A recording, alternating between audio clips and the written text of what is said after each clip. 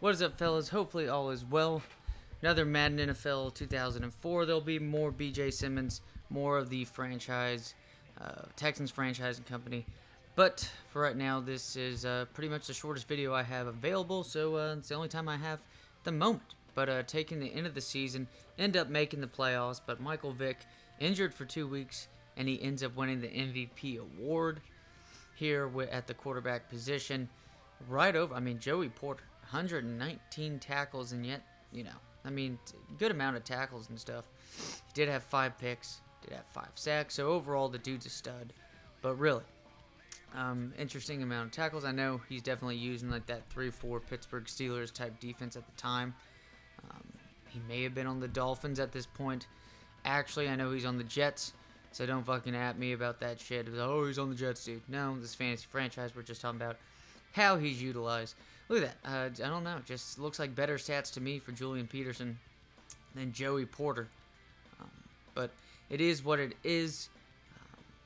Priest Holmes right there for the, what is that, Offensive Player of the Year? Or is that the last person on the list for MVP? Yep, Offensive Player of the Year. Mon Green wins it after Mike Vick gets the MVP. I guess they just want to share the wealth a little bit. But Ricky Williams didn't do all too well against our team, at least earlier on in the season. But he did have himself a hell of a season with a playoff-bound Broncos team.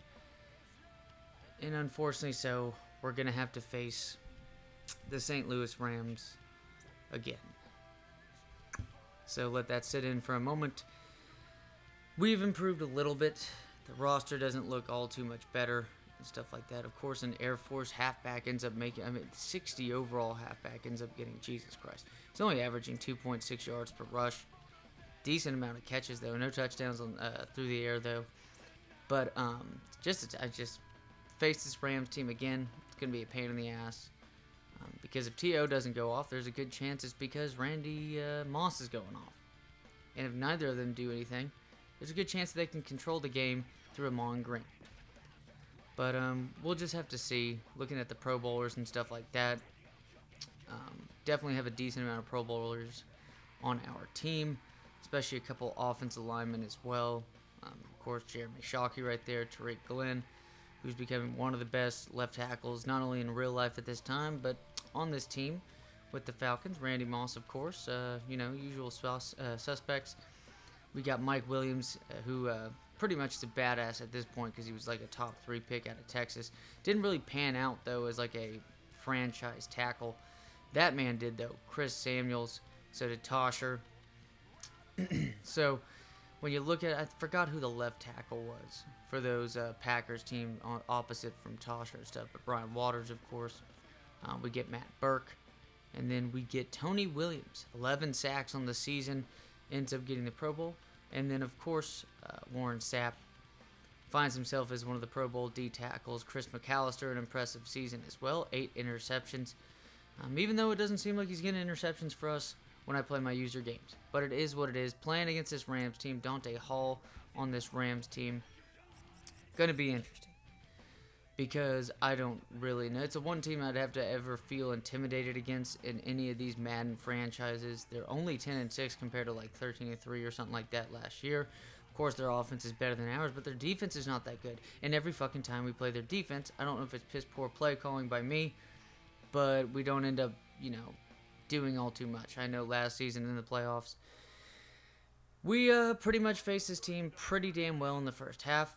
We were winning at the end of the first half, utilizing that 2-for-1 basically by knowing that we were going to get the ball first in the second half and just getting down the field for a last-minute touchdown and then having pretty much no time for them at all to even try to get a touchdown, and God knows this offense can pull that off. But let's talk about Week 2 in the NFL. Cardinals barely escape the Vikings in what was a very exciting game. It pretty much seems that it's going to be exciting games as long as it's just not a Tennessee Titans team that is just boring to hell when the Cardinals play them. Because Tennessee did not look good at all on offense. Really made that Arizona defense look really good. Now, mind you, they have a really good pass rusher in Chandler Jones, and J.J. Watt seems a little bit revamped, but not J.J. Watt of 5 to 8 years ago. Dude winning 3 straight MVPs and shit like that. Shit that Aaron Donald still needs to get to, but we know Aaron Donald has that. But those stats that J.J. Watt was, it's just, it's insane. It's insane. But the Cardinals looking good, actually, especially on the offensive end, but we kind of expected that with Kingsbury.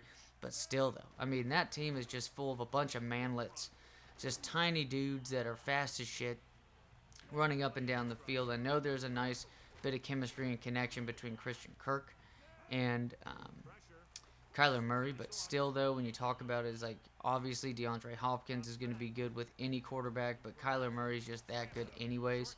And then Rondell Moore has done well so far with this team. Not much to hear about A.J. Green. I think he had a touchdown catch as well, but more so the explosive plays by those three dudes that I mentioned before. And you haven't really even heard that much from Chase Edmonds. And, of course, not John Connor, because John Connor was highly overrated the one big year he had with the Steelers, because that's also back when the Steelers actually had a very good offensive line, which is non-existent anymore. So, yeah, pretty much. It's like all the people that thought Najee Harris is a beast, but he's just not good. It doesn't matter who you are. It's just you're not going to be good enough of it. And also shows you maybe Zeke just kind of sucks at football. Because people is like, oh yeah, Zeke this, Zeke that. Well, the one year he actually did well, which was his rookie year of all years, is he had his best offensive line play. Go fucking figure. And speaking of, we actually see pretty much Dak Prescott is going to be the dude for the Cowboys. We kind of expected it, but a lot of people just every year just want to, speaking of Zeke, just be like, oh, this will be the year that Zeke looks good again. You're like, no, it's just not true, dude. It's just not true. I don't expect him. I think Tony Pollard is a better player, and it's a waste of money to have the likes of that. So, yeah, sorry Cowboys fans, but Zeke is just not your dude, and it was a waste of money. So try to find some way to trade him, because I think Tony Pollard is a better thing you can do. Not only that, you can save money on the other players that you're eventually going to have to spend other bits of cap on. So that's my opinion on that, 2 cents. And don't get me wrong, the team looks pretty good, but even then, it's just looking down the road. If you want to have like a dynasty, have a couple seasons of just like near perfect, like plus Super Bowl winning team, possibly like won it once or twice, you're going to need to get rid of Zeke, because you're not going to be able to afford to have quality players all around besides him, and he's just not getting it done.